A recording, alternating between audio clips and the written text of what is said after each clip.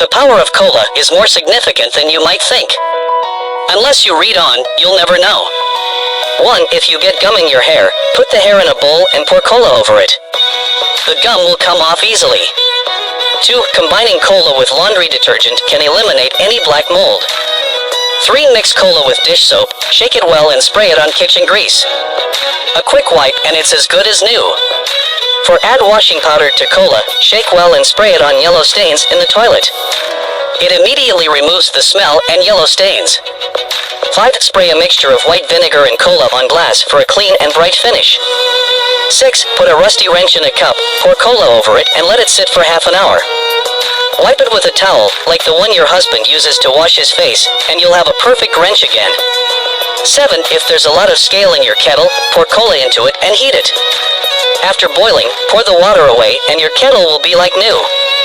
8. If there's a stubborn black grease stain at the bottom of your frying pan, add a centimeter of toothpaste, some table salt, baking soda, white vinegar, cola, and dish soap. Add water, stir and soak for 1,800 seconds.